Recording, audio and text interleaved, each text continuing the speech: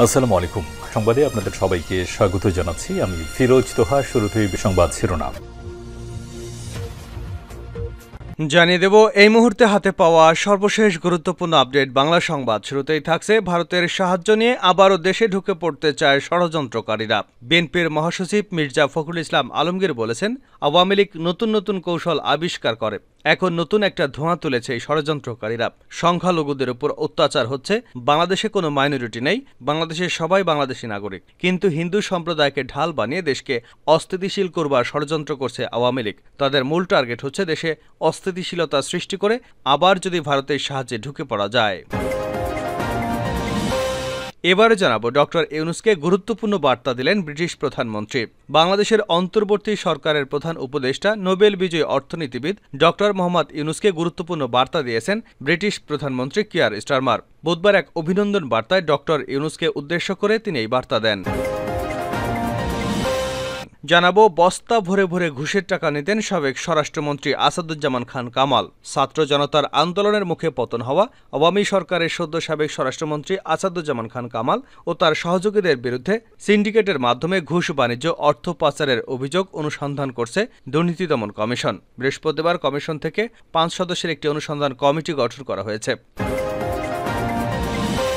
এবারে থাকছে, 2 মন্ত্রীর কারণে ছাত্র জনতার আন্দোলন সমাধান হয়নি, রিমান্ডে আনিসুল। ডিএমপি নিউমার্কেট থানা দায়ের হওয়া হকার শাহজাহান আলী হত্যা মামলায় মঙ্গলবার গ্রেপ্তার করা হয় সালমান এফ রহমান এবং আনিসুল হককে। বুধবার তাদের আদালতে হাজির করে 10 দিনের রিমান্ডে নেওয়া হয়। তারা এখন ডিবি হেফাজতে আছেন। যে মামলায় তারা রিমান্ডে আছেন সে মামলায় কোনো আসামির নাম না থাকলেও তাদের অজ্ঞাতনামা হিসেবে গ্রেপ্তার করা হয়েছে। আর রিমান্ডের শুরু থেকেই তারা গুরুত্বপূর্ণ ও চাঞ্চল্যকর তথ্য দিতে শুরু করেছেন। ক্রমেই ফাঁস হয়ে আসছে সরকারের দুর্নীতি, অর্থ পাচার এবং ছাত্র আন্দোলন দমনে পৈশাচিক নির্যাতনের ভয়াবহ কাহিনী। এদিকে কাদের সিদ্দিকী সহ আহতদের জন্য জয়ের সমবেদনা। ধানমন্ডির 32 নম্বরে বঙ্গবন্ধু জাদুঘরে যারা বঙ্গবন্ধু শেখ মুজিবুর রহমানকে শ্রদ্ধা জানাতে গিয়েছিলেন তাদের ধন্যবাদ জানিয়েছে আওয়ামী লীগ সভাপতি শেখ হাসিনার ছেলে সজীব ওয়াজেদ জয়। পাশাপাশি কাদের সিদ্দিকীও আহতদের জন্য সমবেদনা জানিয়েছেন। এবং সর্বশেষ জানাবো, এবার পাকিস্তানে ইমরান খানের মুক্তির দাবিতে বিক্ষোভের ডাক শিক্ষার্থীদের। পাকিস্তানের সাবেক প্রধানমন্ত্রী ইমরান খানের মুক্তির দাবিতে বিক্ষোভের ডাক দিয়েছে দেশটির শিক্ষার্থীরা। আগামী 30 আগস্টের মধ্যে সাবেক প্রধানমন্ত্রী ইমরান খানের মুক্তির দাবিতে সরকারকে আলটিমেটাম জারি করেছে পাকিস্তান স্টুডেন্ট ফেডারেশন। পিএসএফ সতর্ক করেছে তাদের দাবি পূরণ না করা হলে দেশব্যাপী বিক্ষোভ শুরু হবে। এতক্ষণ শিরোনাম শুনছিলেন, এবার বিস্তারিত। প্রিয় দর্শক, আপনি যদি এই চ্যানেলে নতুন হয়ে থাকেন, ভিডিওটি দেখতে দেখতে চ্যানেলটি সাবস্ক্রাইব করে আমাদের সঙ্গে থাকুন। আর এই ভিডিও সম্পর্কে আপনি আপনার মূল্যবান মতামতটি কমেন্ট বক্সে জানিয়ে দিন। আর হ্যাঁ প্রিয় দর্শক, জানিয়ে দিন ভিডিওটি কোথা থেকে দেখছেন। ভারতের সাহায্য নিয়ে দেশে ঢুকতে চায় ষড়যন্ত্রকারীরা। ফখরুল। বিএনপির মহাসচিব মির্জা ফখরুল ইসলাম আলমগীর বলেছেন, আওয়ামী লীগ নতুন নতুন কৌশল আবিষ্কার করে। এখন নতুন একটা ধোঁয়া তুলেছে সেই ষড়যন্ত্রকারীরা। সংখ্যালঘুদের উপর অত্যাচার হচ্ছে। বাংলাদেশে কোনো মাইনরিটি নেই, বাংলাদেশের সবাই বাংলাদেশি নাগরিক, কিন্তু হিন্দু সম্প্রদায়কে ঢাল বানিয়ে দেশকে অস্থিতিশীল করবার ষড়যন্ত্র করছে আওয়ামী লীগ। তাদের মূল টার্গেট হচ্ছে দেশকে অস্থিতিশীল সৃষ্টি করে আবার যদি ভারতের সাহায্য নিয়ে ঢুকে পড়া যায়। বৃহস্পতিবার বিকেলে নয়াপল্টনে দলের কেন্দ্রীয় কার্যালয়ের সামনে এক অবস্থান কর্মসূচিতে বিএনপির মহাসচিব এমন মন্তব্য করেন। নয়াপল্টনে বিএনপির উদ্যোগে ছাত্র জনতার আন্দোলনে গণহত্যার ঘটনায় শেখ হাসিনা এবং তার দোসরদের বিচারের দাবিতে এই অবস্থান কর্মসূচি হয়। কাকরাইল থেকে ফকিরাপুল পর্যন্ত হাজার হাজার নেতাকর্মী উপস্থিতি অবস্থান কর্মসূচি সমাবেশে রূপ নেয়। ফখরুল বলেন, ইতিহাস বড় নির্মম, আল্লাহ তাআলার বিচার বড় নির্মম। ক্ষমতা চিরস্থায়ী নয়, শেষ মুহূর্ত পর্যন্ত তার মুখ দিয়ে প্রতিশোধের জিজ্ঞাসায় স্পষ্ট হয়েছে। ফখরুল বলেন, চেষ্টা করেছিলেন ধানমন্ডি 32-এ গিয়ে ফুল দেবেন, কারো তো আপত্তি ছিল না, কিন্তু ছাত্ররা তা হতে দেননি। কারণ খুনি হাসিনার চেহারা কেউ আর দেখতে চায় না। এক হাসিনা সারা বাংলাদেশের যত আওয়ামী লীগ ছিল তারা খুদে হাসিনা তৈরি করেছে, সারা দেশে অত্যাচার নির্যাতন চালিয়েছে। ফখরুল বলেন, এই যে গণহত্যা, হাসিনা যে খুনি, তার দোসরদের আমরা বিচার চাই। বিচার আল্লাহ তাআলা করেছে, আরও করবে। আমরা চাই অন্তর্বর্তীকালীন সরকার একটু স্বস্তি ফিরিয়ে এনে একটা সুষ্ঠু অবাধ নির্বাচন দেবে। এজন্য আমরা যৌক্তিক সময়ও দিতে চাই। একটা কথা পরিষ্কার করে বলতে চাই, গণতন্ত্র গণতন্ত্র সেটার কোনো বিকল্প নেই। আবারও ঝামেলা করলে আওয়ামী লীগের পরিণতি শুভ হবে না বলেও মন্তব্য করেন তিনি। এখনও সময় আছে, আর ঝামেলা করবেন না, কারণ ঝামেলা করলে আপনারা টিকতে পারবেন না। আমি পরিষ্কার করে বলতে চাই, ভালোই ভালোই এসব ঝামেলা ষড়যন্ত্র না করে আপনারা আত্মসমর্পণ করেন। যারা এখনো বাইরে আছেন, এদিক ওদিক করছেন, তারা দেখছেন প্রবল প্রতাপশালী আইনমন্ত্রী আনিসুল হক, প্রবল প্রতাপশালী উপদেষ্টা সালমান এফ রহমান কি অবস্থায় তাদেরকে নিয়ে গেছে কোর্টে। জানেন তো, ইট মারলে পাটকেল খেতে হয়। আমাদের নেতাকর্মীদের কোর্টে এভাবেই নেওয়া হয়েছিল এবং তারেক রহমান সাহেবকে এভাবেই হেলমেট পরিয়ে নিয়ে যাওয়া হয়েছিল। এদের বিচার করতে হবে, এদের বিচার করতে হবে আন্তর্জাতিক মানবাধিকার বিরোধী আইনে। ডক্টর ইউনূসকে গুরুত্বপূর্ণ বার্তা দিলেন ব্রিটিশ প্রধানমন্ত্রী। বাংলাদেশের অন্তর্বর্তী সরকারের প্রধান উপদেষ্টা নোবেল বিজয়ী অর্থনীতিবিদ ডক্টর মোহাম্মদ ইউনূসকে গুরুত্বপূর্ণ বার্তা দিয়েছেন ব্রিটিশ প্রধানমন্ত্রী কিয়ার স্টারমার। বুধবার এক অভিনন্দন বার্তায় ডক্টর ইউনূসকে উদ্দেশ্য করে তিনি এই বার্তা দেন। বার্তায় ব্রিটিশ প্রধানমন্ত্রী বলেন, বাংলাদেশের এমন গুরুত্বপূর্ণ সময় বিভিন্ন চ্যালেঞ্জ মোকাবেলায় আপনার নেতৃত্ব খুবই গুরুত্বপূর্ণ।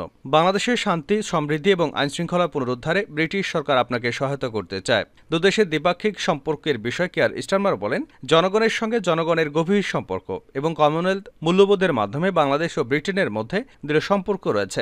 যুক্তরাজ্য বাংলাদেশের সঙ্গে এই দৃঢ় সম্পর্ককে মূল্যায়ন করে। বৈষম্য বিরোধী ছাত্র আন্দোলনে হতাহতের ঘটনায় দুঃখ প্রকাশ করে তিনি বলেন, বন্ধু হিসেবে সাম্প্রতিক সপ্তাহগুলোতে বাংলাদেশের সহিংসতা এবং প্রাণহানির ঘটনায় ব্রিটেন গভীরভাবে শোকাহত।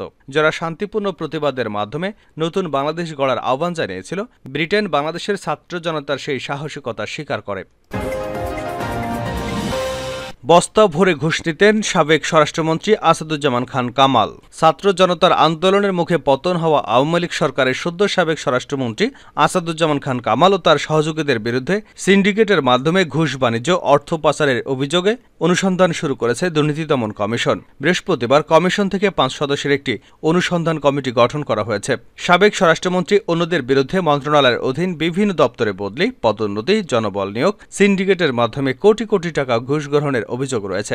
দুদকে আসা অভিযোগে বলা হয়েছে, আসাদুজ্জামান খান কামাল ও তার সহযোগীরা সিন্ডিকেট করে ঘুষ বাণিজ্য করতেন। মন্ত্রণালয়ের দায়িত্ব পাওয়ার পরই আসাদুজ্জামান খান কামাল ঘুষ হিসেবে বস্তা বস্তা টাকা নিতেন। পুলিশ, মাদকদ্রব্য নিয়ন্ত্রণ অধিদপ্তর, ফায়ার সার্ভিস থেকে এসব টাকা আদায় করা হতো।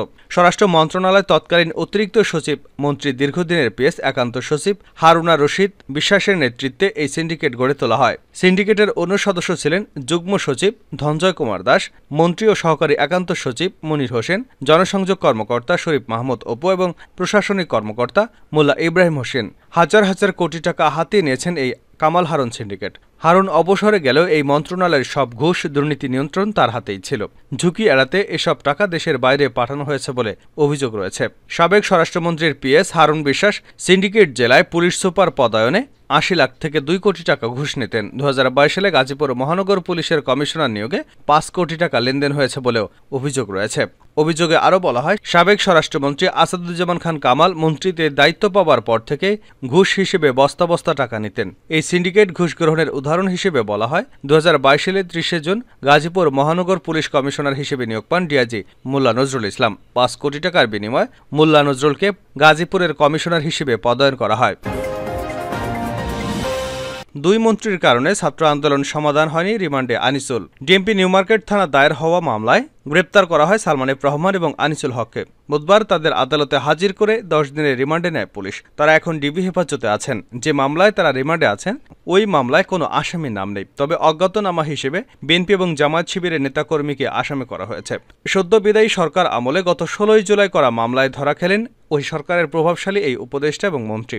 রিমান্ডের প্রথম দিনে জিজ্ঞাসাবাদে তারা দেশে অনাকাঙ্ক্ষিত পরিস্থিতি তৈরির জন্য দায় চাপাচ্ছেন সাবেক স্বরাষ্ট্রমন্ত্রী আসাদুজ্জামান খান কামাল এবং আওয়ামী লীগের সাধারণ সম্পাদক ওবায়দুল কাদেরের উপর। হেফাজতে থাকা সালমান, আনিসুল দুজনেই 3 বেলা ডিবির সরবরাহ করা খাবার খাচ্ছেন। ডিএমপির দায়িত্বশীল সূত্র জানায়, গ্রেপ্তারকৃতদের অপরাধ শুধু পুলিশ কেসেই সীমাবদ্ধ নয়। শেয়ার বাজার সহ অনেক অর্থনৈতিক কেলেঙ্কারিতে জড়িত সালমান এফ রহমান সরকারের অনেক অপকর্মকে আইনি বৈধতা দেওয়ার ক্ষেত্রে বড় ভূমিকা রেখেছেন আনিসুল হক। তাই তাদের জিজ্ঞাসাবাদের ক্ষেত্রে হত্যা মামলার পাশাপাশি অর্থনৈতিক ও আইনগত বিষয়কে গুরুত্ব দেওয়া হচ্ছে।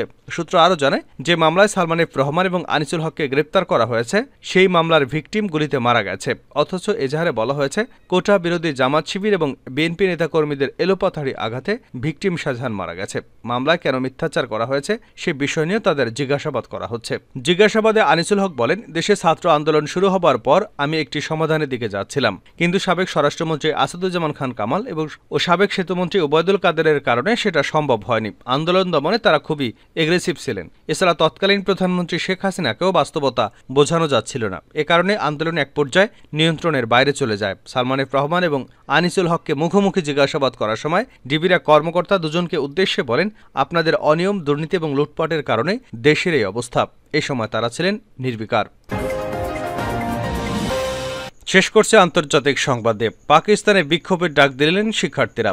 পাকিস্তানের সাবেক প্রধানমন্ত্রী ইমরান খানের মুক্তির দাবিতে বিক্ষোভের ডাক দিয়েছেন দেশটির শিক্ষার্থীরা। আগামী 30 আগস্টের মধ্যে সাবেক প্রধানমন্ত্রী ইমরান খানের মুক্তির দাবিতে সরকারকে আলটিমেটাম জারি করেছে পাকিস্তান স্টুডেন্ট ফেডারেশন। পিএসএফ সতর্ক করেছে যে তাদের দাবি পূরণ না করা হলে দেশব্যাপী বিক্ষোভ শুরু হবে।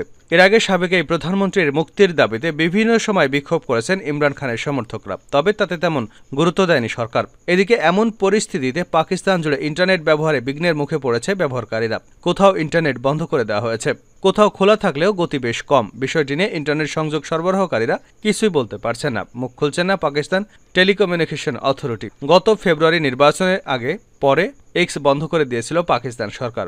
জাতীয় নিরাপত্তা হুমকির বিবেচনায় এটা করা হয়। বুধবার ব্যবহারকারীরা অনেক ওয়েবসাইটে প্রবেশ করতে পারেনি। এসব ওয়েবসাইটে ঢুকতে ভিপিএন ব্যবহার করতে হয়।